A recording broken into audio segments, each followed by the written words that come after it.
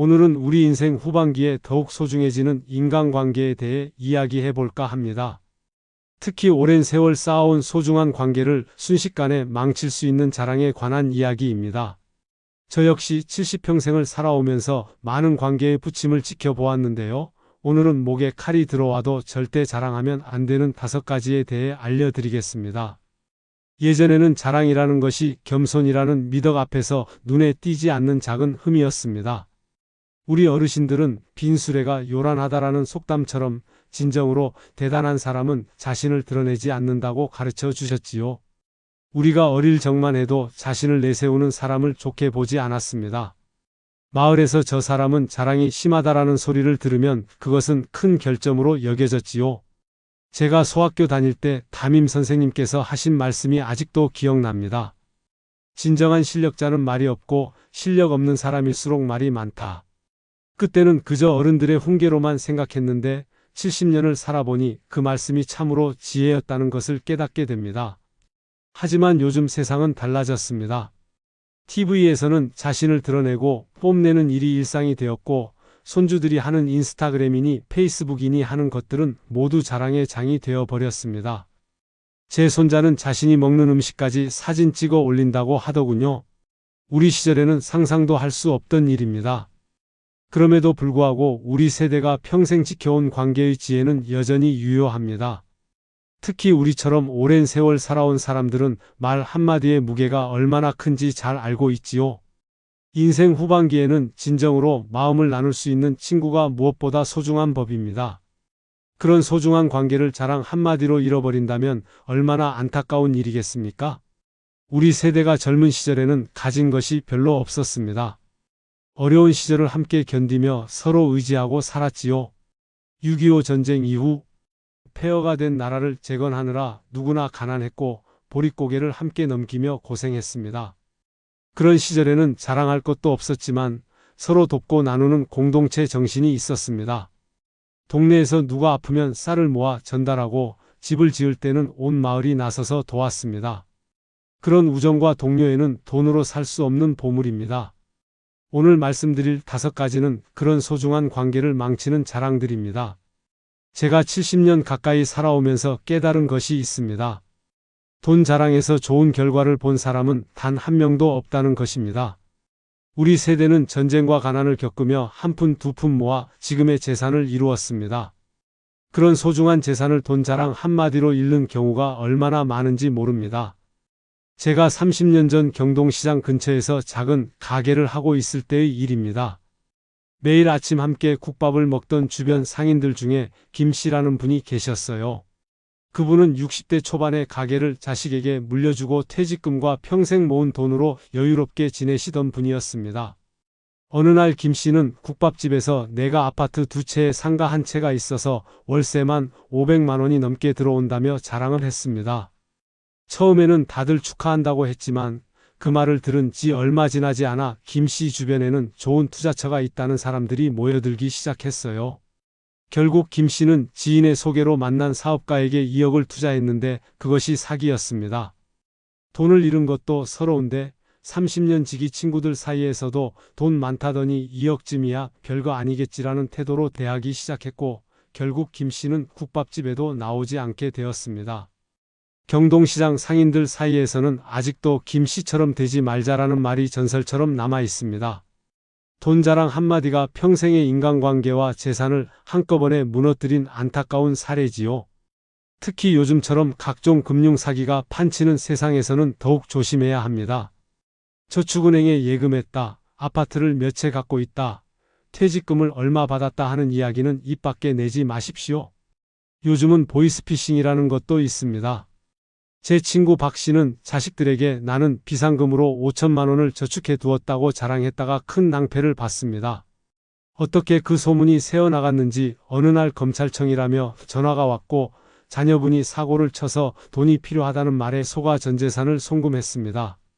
나중에 알고 보니 사기였죠. 더 안타까운 것은 그 일을 계기로 자식들과 갈등이 생겼다는 겁니다. 우리한테는 돈이 없다고 하면서 어떻게 5천만 원이나 모아두셨어요? 라는 서운함을 표현했다고 합니다. 자랑 한마디가 가족 사이의 신뢰마저 깨뜨린 것이죠. 옛 선인들의 말씀에 재물은 입 밖에 내지 말고 병은 남에게 알리지 말라는 가르침이 있습니다. 70, 80년대 우리가 어렵게 살 때는 서로 돕고 나누는 미덕이 있었지만 요즘은 돈 이야기가 나오면 사람 관계가 변질되는 경우가 많습니다. 인천에 사시는 이 할머니 이야기도 있습니다. 77세의 이 할머니는 평생 봉제 공장에서 일하며 모은 돈으로 조그만 빌라를 사서 노후를 준비했습니다. 그런데 경로당에서 나는 집이 있어서 노후 걱정이 없다는 말을 자주 했다고 합니다. 어느 날 경로당 회원이라는 사람이 찾아와 어르신들을 위한 특별한 투자 상품이 있다며 접근했고 결국 빌라를 담보로 대출을 받아 5천만 원을 투자했습니다. 물론 그것은 사기였고 이제 이 할머니는 빌라마저 경매로 넘어갈 위기에 처해 있습니다. 77세에 다시 월세방을 알아봐야 하는 처지가 된 것이죠. 우리 연세가 되면 자식들과 재산 문제로 갈등을 겪는 경우도 많습니다. 제가 얼마를 모았다, 어디에 땅이 있다 하는 말은 가까운 친구에게도 하지 마십시오. 그 말이 자식들 귀에 들어가면 생각지도 못한 가족 분쟁의 씨앗이 될 수 있습니다. 모 대기업 임원으로 은퇴한 최 씨 이야기도 있습니다. 그는 퇴직금으로 강남에 아파트를 사고 동창회에서 나는 퇴직금으로 강남 아파트를 샀다고 자랑했습니다. 그 말을 들은 자식들이 아버지, 그럼 지금 사는 집을 저희에게 주시면 안 될까요? 라고 요구하기 시작했고 거절하자 부모 자식 간의 금전적인 갈등이 깊어졌습니다. 은행과 병원 말고는 자신의 재산을 아는 곳이 없게 하는 것이 가장 현명한 처세술입니다. 평생 땀 흘려 모은 재산 조용히 지키며 여생을 편안하게 보내는 것이 중요하지 않겠습니까? 내가 젊었을 때는 말이야. 우리 때는 이랬는데? 이런 말을 자주 하시나요? 우리 세대는 격동의 현대사를 온몸으로 겪어왔기에 자랑할 만한 과거가 많습니다. 전쟁의 폐허에서 나라를 재건하고 보릿고개를 넘기고 산업화의 주역이 되었지요. 제 친구 중에 정 씨라는 분이 계십니다. 80세가 넘은 그분은 한국전쟁에 참전했던 경험이 있어요. 그런데 친구들이 모일 때마다 내가 6.25 때는 말이야, 총알이 빗발치는 가운데서도 라는 이야기를 시작합니다. 처음 한두 번은 모두가 경청했지만 이제는 그가 입을 열기도 전에 또 6.25 이야기 시작이네라며 자리를 피하는 친구들이 많아졌습니다. 정 씨의 이야기는 물론 귀중한 역사적 경험입니다. 하지만 같은 이야기를 수십 번 들은 친구들에게는 더 이상 의미가 없어요. 오히려 관계를 멀어지게 만들 뿐입니다. 또 다른 사례로 부산의 한 노인회관에서는 매주 화요일마다 친목 모임이 있습니다. 그런데 그 모임에 오는 윤 씨라는 분은 항상 자신이 60년대의 대기업 간부였다는 이야기를 합니다. 내가 그때 차장으로 있을 때는 직원이 수백 명이었어. 모두가 나만 보고 일했지. 윤 씨의 과거 영광은 60년 전의 일입니다. 이제 그는 80대 노인이고 그의 지위나 권력은 모두 과거의 일이 되었어요. 하지만 그는 여전히 그때의 영광에 사로잡혀 있습니다. 모임에 새로 온 사람들은 처음에는 예의상 듣지만 곧 윤 씨를 피하게 됩니다. 실제로 그 모임의 회원수가 점점 줄어들고 있다고 합니다. 그런데 이러한 왕년의 자랑이 젊은 세대와의 소통을 가로막는 장벽이 되곤 합니다. 요즘 젊은 것들은 고생을 모른다는 말로 시작해서 우리 시절의 어려움을 강조하다 보면 대화가 아닌 설교가 되어버립니다. 서울 종로구의 한 복지관에서는 세대 간 소통 프로그램을 진행했습니다. 어르신들과 대학생들이 함께 모여 이야기를 나누는 자리였죠. 그런데 프로그램이 시작되자마자 어떤 할아버지가 너희들은 좋겠다. 우리 때는 밥도 제대로 못 먹고 고생했는데? 라며 30분 동안 자신의 어려웠던 시절 이야기를 했습니다. 처음에 학생들은 공손하게 들었지만 점점 지루해하는 표정이 역력했어요. 결국 그 프로그램은 일방적인 훈계의 장이 되어버렸고 다음 모임에는 학생들의 참석률이 크게 떨어졌습니다. 복지관 담당자는 어르신들의 과거 자랑이 세대 간 소통을 방해하는 가장 큰 장애물이라고 털어놓았습니다. 우리 또래 친구들과 이야기할 때도 마찬가지입니다. 누구나 자신의 인생에 자부심을 갖고 있고 각자의 방식으로 어려움을 이겨내며 살아왔습니다. 내가 더 고생했다, 더 성공했다는 식의 비교는 오랜 우정에 금이 가게 만듭니다. 대전의 한 경로당에서는 서로 과거 자랑을 하다가 큰 싸움이 벌어진 일도 있었습니다. 내가 너보다 더 고생했다. 내가 더 어려운 환경에서 성공했다는 식의 논쟁이 주먹다짐으로 번진 것이죠. 결국 그 경로당은 두 개의 파로 나뉘어 서로 말도 하지 않는 상태가 되었다고 합니다. 옛 어르신들이 말씀하시길 지난 일은 강물에 띄워 보내라고 하셨습니다. 과거의 영광은 추억으로만 간직하고 현재의 소중한 순간을 나누는 데 집중하는 것이 우리 나이에 더욱 지혜로운 자세가 아닐까요? 춘천에 사시는 박 할머니의 이야기는 우리에게 좋은 본보기가 됩니다. 그분은 젊은 시절 유명한 국악인이었습니다. 하지만 지금 그녀가 다니는 노인대학에서는 아무도 그녀의 과거를 모릅니다. 그녀는 일부러 자신의 화려했던 과거를 이야기하지 않기 때문이죠. 대신 박 할머니는 다른 사람들의 이야기를 경청하고 현재의 취미와 관심사를 나눕니다. 그래서 그녀는 노인대학에서 가장 인기 있는 분이 되었습니다. 나중에 우연히 그녀의 과거가 알려졌을 때 모두가 더욱 그녀를 존경하게 되었다고 합니다. 그렇게 대단한 분이셨는데 한 번도 자랑하지 않으셨다며 말이죠. 요즘 많은 어르신들이 노년의 우울증을 겪고 계십니다. 그 원인 중 하나가 과거의 영광에 집착하며 현재를 받아들이지 못하는 데 있습니다. 우리는 이제 인생의 다른 계절을 살고 있습니다. 꽃피는 봄과 열매 맺는 여름은 지났지만 가을과 겨울에도 나름의 아름다움이 있다는 것을 인정하고 받아들이는 것이 진정한 노년의 지혜입니다. 울산의 한 요양원에서 만난 김 할아버지의 이야기도 의미가 깊습니다. 그는 대기업 중역 출신이었지만 요양원에서는 그런 이야기를 전혀 하지 않았습니다. 오히려 요가와 명상을 배우며 현재에 충실했고 다른 노인들에게 웃음을 선사했습니다. 요양원 직원이 그에게 왜 과거 이야기를 하지 않느냐고 물었을 때 그는 이렇게 대답했다고 합니다. 과거는 이미 지나갔고 미래는 아직 오지 않았어요. 우리에게는 오직 현재만이 있을 뿐입니다.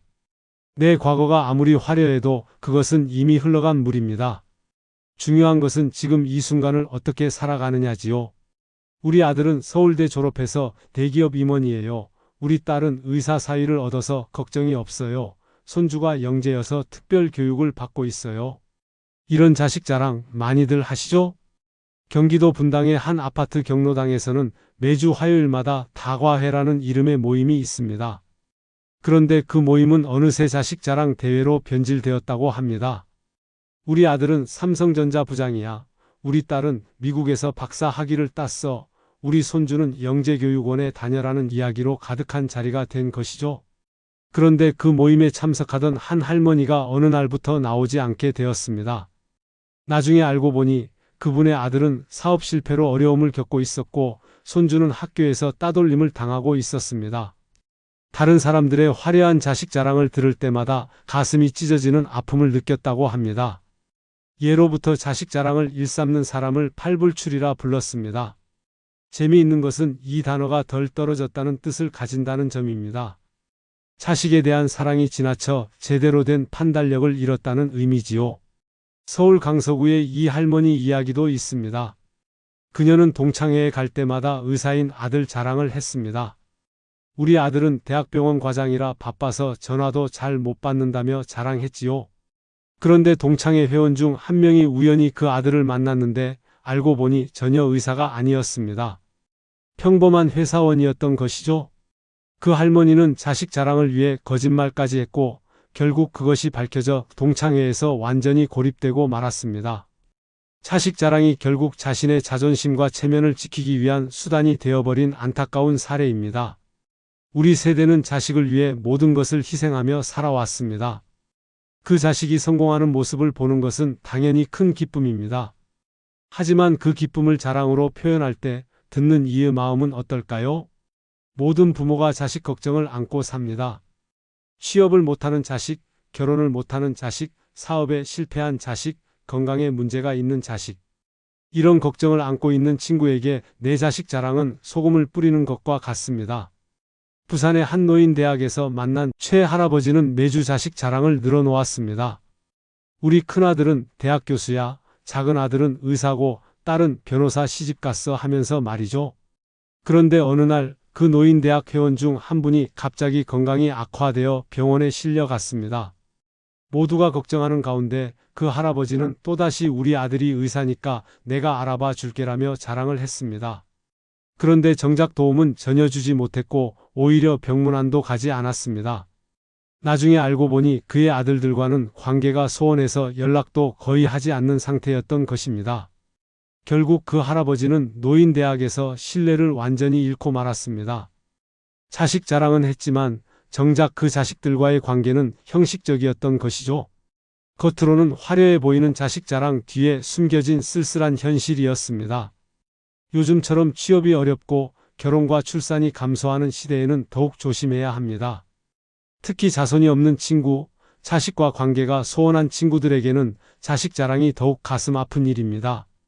대구의 한 어르신 모임에서 만난 박 할머니는 자식이 없는 분이셨습니다. 그녀는 매번 모임에 참석할 때마다 다른 사람들의 자식 자랑에 미소 지으며 경청했습니다. 하지만 어느 날 그녀는 눈물을 흘리며 이렇게 말했다고 합니다. 저는 매번 여러분의 자식 자랑을 들으면서 제 가슴이 찢어지는 것 같았어요. 자식이 없는 저에게는 그 이야기들이 얼마나 아픈지 아세요? 그 고백 이후 그 모임의 분위기는 완전히 바뀌었다고 합니다. 이제는 자식 이야기보다는 서로의 건강과 취미, 여행 경험 등을 나누는 진정한 소통의 장이 되었다고 하네요. 우리 나이에는 동창회나 노인정에서 자식 자랑 대회가 벌어지곤 합니다. 그런 자리에서 침묵하고 있는 친구들의 마음을 한번 헤아려 보세요. 그들에게는 말 못할 사연이 있을지도 모릅니다. 광주의 한 교회에서는 노인 모임이 있었는데 한 권사님이 매번 의사인 아들 자랑을 했습니다. 그런데 어느 날 그 모임의 회원인 다른 권사님이 갑자기 모임에 나오지 않게 되었습니다. 나중에 알고 보니 그 권사님의 아들은 정신질환으로 오랫동안 고생하고 있었고 다른 사람의 의사 아들 자랑을 들을 때마다 깊은 상처를 받았다고 합니다. 결국 그 권사님은 교회까지 옮기게 되었습니다. 자식은 자랑거리가 아니라 감사의 대상입니다. 그리고 그 감사함은 자랑이 아닌 겸손으로 표현될 때 더욱 빛납니다. 모두가 행복한 자식을 둔 것은 아니라는 것을 기억하며 자식 이야기는 조심스럽게 나눠야 하지 않을까요? 자식 자랑의 역효과는 자식들에게도 나타납니다. 제 친구 중 한 분은 어머니가 동네방네 자신을 자랑하는 바람에 어릴 때부터 심한 부담감에 시달렸다고 합니다. 우리 아들은 전교 1등이에요 라는 자랑 때문에 성적이 조금만 떨어져도 심한 죄책감을 느꼈고 결국 과도한 스트레스로 건강까지 해쳤다고 합니다. 그 친구는 이제 자신의 자녀들에게는 절대로 그런 부담을 주지 않겠다고 다짐했습니다. 다른 사람들 앞에서 자식을 자랑하는 것이 얼마나 그 자식에게 무거운 짐이 되는지 몸소 경험했기 때문이죠. 인천의 한 복지관에서 만난 이 할머니는 진정한 지혜를 보여주셨습니다. 그녀의 아들은 유명 대학 교수였지만 그녀는 그 사실을 거의 언급하지 않았습니다. 대신 다른 사람들의 자식 이야기를 진심으로 경청하고 축하해 주었지요. 어느 날 누군가가 할머니의 아들이 교수라고 들었는데 왜 자랑하지 않으세요? 라고 물었을 때 그녀는 이렇게 대답했다고 합니다. 내 아들의 성공은 그 아이의 것이지 내 것이 아니에요. 나는 그저 그 아이를 세상에 내보낸 통로일 뿐이죠. 그리고 모든 부모님들이 자신의 자식을 위해 최선을 다했을 텐데 결과가 다르다고 해서 그 노력과 사랑까지 다른 것은 아니잖아요. 그 말을 들은 모든 어르신들이 감동했고 이제 그 복지관에서는 이 할머니의 지혜라며 자식 자랑을 삼가는 문화가 생겼다고 합니다. 나는 약 한 번 안 먹어봤어. 매일 아침 등산 다녀와. 내 나이에 이 정도면 건강한 편이지. 병원은 검진할 때만 가. 우리 나이가 되면 건강이 가장 큰 화제거리가 됩니다. 그런데 건강 자랑은 가장 위험한 자랑 중 하나입니다. 왜냐하면 건강은 언제 어떻게 변할지 모르는 것이기 때문입니다. 대전에 사시는 한 노인의 회장님 이야기가 있습니다. 그분은 평생 담배를 피우지 않고 술을 마시지 않았으며 매일 아침 5시에 일어나 2시간씩 걷는 분이었습니다. 노인의 모임만 하면 나는 평생 약 한 번 안 먹어봤다. 건강은 자신의 의지로 지키는 것이라며 자랑을 했죠. 다른 회원들 중에는 당뇨나 고혈압 같은 만성질환으로 고생하는 분들이 많았습니다. 그들은 회장님의 건강 자랑을 들을 때마다 내가 의지가 약해서 병에 걸린 것처럼 느껴진다며 상처를 받았습니다. 그런데 어느 날 그 회장님이 갑자기 쓰러져 병원에 실려갔습니다. 검사 결과 진행성 암이었고 이미 많이 퍼진 상태였습니다. 알고 보니 그분은 건강검진을 한 번도 받지 않았던 것이죠. 내가 이렇게 건강한데 무슨 검진이 필요하냐며 병원 가는 것을 자존심 상한다고 여겼던 겁니다. 결국 그분은 6개월 만에 세상을 떠났습니다. 건강 자랑이 부른 비극이었죠. 만약 정기적인 검진을 받았다면 충분히 초기에 발견하고 치료할 수 있었을 텐데 말입니다. 건강 자랑을 하는 순간 그것은 일종의 저주처럼 작용할 수 있습니다. 옛 어르신들이 병은 입에서 나온다고 하신 말씀이 있지요. 지나친 건강 자랑은 자신의 건강을 해치는 지름길이 될 수 있습니다. 광주의 한 노인대학에서는 매주 한 번씩 건강 체조 시간이 있었습니다. 그런데 김 할머니는 항상 나는 이런 건 안 해도 건강해라며 다른 사람들보다 더 많이 더 빠르게 동작을 하려고 했습니다. 주변 사람들이 천천히 하세요라고 충고해도 내가 젊었을 때는 운동선수였어 라며 자랑을 했죠. 결국 어느 날 무리한 동작을 하다가 허리를 다쳐 3개월 동안 움직이지 못하게 되었습니다. 건강에 대한 과신과 자랑이 오히려 건강을 해친 사례였습니다. 또한 우리 나이에는 크고 작은 질병으로 고생하는 친구들이 많습니다. 당뇨, 고혈압, 관절염, 심장병 등 만성질환을 갖고 있는 친구들에게 건강 자랑은 큰 상처가 됩니다. 그들은 이미 자신의 건강 상태 때문에 충분히 위축되어 있는데 건강 자랑은 그 상처에 소금을 뿌리는 것과 같습니다. 부산의 한 경로당에서 만난 박 할아버지는 뇌졸중, 후유증으로 반신마비가 있었습니다. 그런데 같은 경로당에 다니는 최 할아버지는 항상 나는 아직도 혼자서 낚시 다니고 등산도 한다며 자랑을 했습니다. 그때마다 박 할아버지의 표정이 어두워졌고 결국 그는 경로당에 나오지 않게 되었습니다. 나중에 박 할아버지의 부인이 이렇게 말했다고 합니다. 남편이 최 씨 얘기를 들을 때마다 자신이 무능하게 느껴진대요. 나는 왜 이렇게 됐을까 하면서 우울해하고 경로당 가는 것보다 집에 있는 게 마음이 편하대요. 서울의 한 요양병원에서 간호사로 일하는 분의 이야기도 있습니다. 그분에 따르면 병실에 문병 온 친구들이 건강 자랑을 하고 가면 환자들의 상태가 눈에 띄게 나빠진다고 합니다. 약도 안 먹고 건강하다, 나는 매일 운동한다는 말을 들은 환자들은 더욱 우울해하고 회복 의지까지 약해진다는 것이죠. 우리 세대는 병원에 가는 것을 꺼리는 경향이 있습니다. 그러다 병이 깊어져서 치료 시기를 놓치는 경우가 많지요. 건강 자랑 대신 서로의 건강을 챙겨주고 정기검진의 중요성을 나누는 대화가 더 의미 있지 않을까요? 대구의 한 아파트 단지에서는 노인회가 건강지킴이 활동을 한다고 합니다. 이웃 어르신들이 서로의 건강을 챙겨주는 모임인데 여기서는 건강자랑 대신 언제 마지막으로 검진 받으셨어요? 약은 제때 드시나요? 라고 묻고 챙겨주는 문화가 생겼다고 합니다. 그 결과 많은 어르신들이 초기에 질병을 발견하고 치료받을 수 있었다고 하네요. 건강은 자랑거리가 아니라 감사해야 할 축복입니다. 그리고 그 축복은 언제든지 변할 수 있다는 겸손한 마음가짐이 필요합니다. 노년기의 건강을 유지하는 것은 행운이자 축복입니다. 그 축복을 자랑이 아닌 감사로 표현하는 것이 현명한 삶의 태도입니다. 인천의 한 복지관에서 진행하는 건강 동아리에서 만난 84세 할머니의 말씀이 가슴에 와닿았습니다. 나이 들어 아침에 눈을 뜨는 것만으로도 감사한 일이에요. 건강은 자랑할 것이 아니라 감사할 것이지요. 그리고 그 감사함을 몸이 불편한 이웃에게 봉사하는 것으로 표현하는 것이 저의 작은 실천입니다. 지난달에 유럽 패키지 다녀왔어. 우리는 1년에 2번은 해외여행 가. 이번에 크루즈 여행을 예약했어. 요즘 노년층 사이에서 가장 인기 있는 자랑거리가 바로 여행입니다. 자녀들이 성장하고 은퇴 후 여유 시간이 생기면서 많은 어르신들이 평생 꿈꿔왔던 여행을 다니고 계십니다. 서울의 한 노인대학에서는 여행 동아리가 가장 인기 있는 모임이라고 합니다. 그런데 이 동아리에서 갈등이 생겼습니다. 일부 회원들이 고가의 호화 여행을 다녀온 후 사진을 보여주며 우리는 5성급 호텔에만 묵었다. VIP 서비스를 받았다.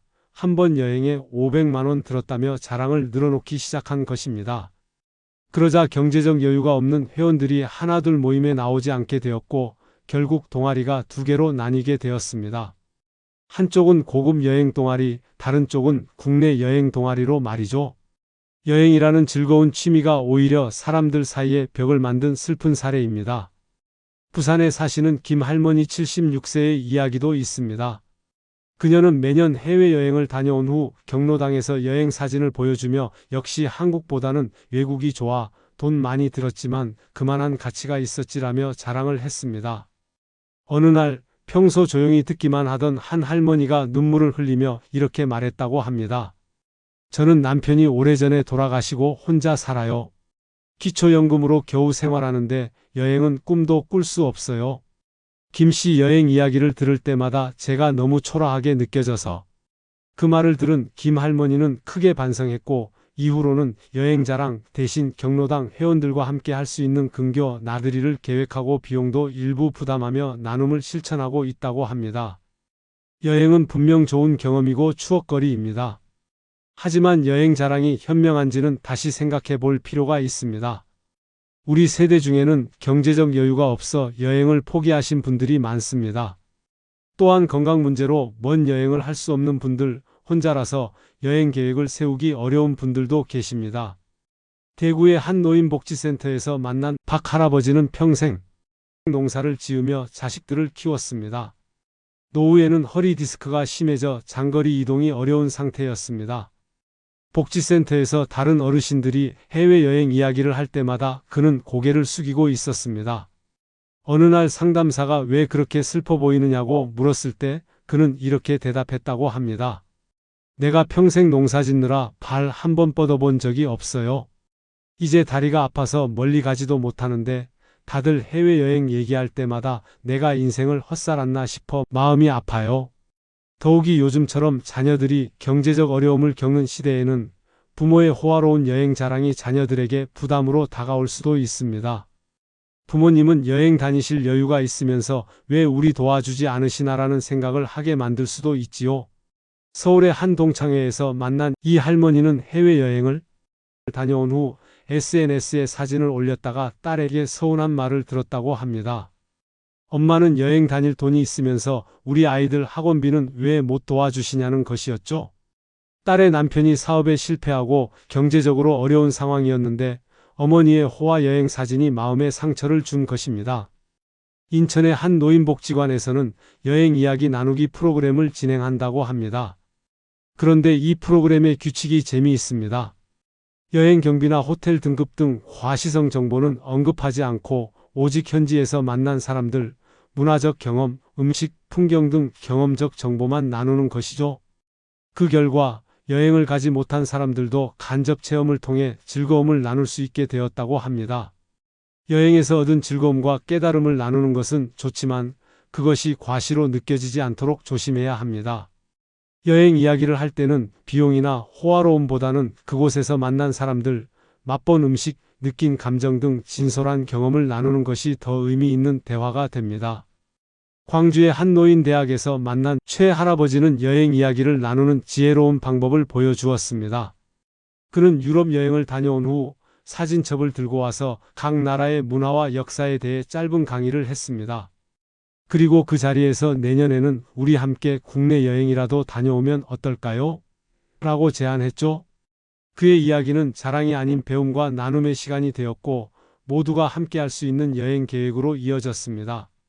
만약 여행 이야기를 꼭 하고 싶다면 다음에 같이 여행 가자는 제안을 함께 하는 것은 어떨까요? 자랑이 아닌 나눔의 자세로 접근한다면 여행 이야기도 소중한 대화 주제가 될 수 있습니다. 우리는 평생 많은 것을 이루며 살아왔습니다. 그 성취와 경험을 나누고 싶은 마음이 드는 것은 당연합니다. 하지만 그것이 자랑으로 변질될 때 소중한 인간관계가 무너질 수 있다는 것을 기억해야 합니다. 노년기에는 특히 관계의 질이 삶의 질을 좌우합니다. 연구에 따르면 노년기 우울증과 고독감을 줄이는 가장 중요한 요소가 바로 의미 있는 인간관계라고 합니다. 자랑 한마디로 그 소중한 관계를 망치는 것은 너무나 안타까운 일이지요. 자랑하고 싶은 순간이 오면 잠시 멈추고 자문해 보세요. 이 이야기가 듣는 이에게 어떤 느낌을 줄까? 나는 왜 이 이야기를 하고 싶을까?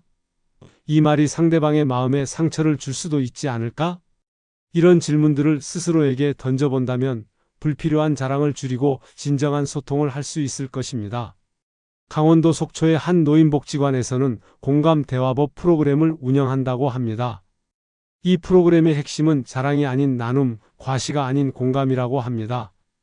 프로그램에 참여한 한 할머니는 이렇게 말했다고 합니다. 평생 내 이야기만 하다가 처음으로 다른 사람의 이야기를 진심으로 들어보니 세상이 달라 보여요. 내가 자랑하려고 했던 것들이 얼마나 하찮은 것이었는지 깨달았습니다. 제주도에 사시는 한 노인 회장님은 매월 첫째 주 월요일을 칭찬의 날로 정했다고 합니다. 이날은 자기 자랑 대신 다른 사람의 좋은 점을 찾아 칭찬하는 날이라고 합니다. 처음에는 어색해하던 회원들이 점차 서로의 장점을 발견하게 되었고 그 결과 노인회의 분위기가 크게 개선되었다고 합니다. 자랑이 아닌 칭찬의 문화가 만들어낸 변화였지요. 대전의 한 할아버지는 손자에게 이런 편지를 썼다고 합니다. 할아버지가 젊었을 때는 항상 남들에게 인정받고 싶어서 자랑을 많이 했단다. 그 결과 겉으로는 화려해 보였지만 진짜 친구는 많지 않았어. 나이 들어 깨달은 것은 인생에서 가장 소중한 것은 물질이나 명예가 아니라 마음을 나눌 수 있는 따뜻한 관계라는 것이란다.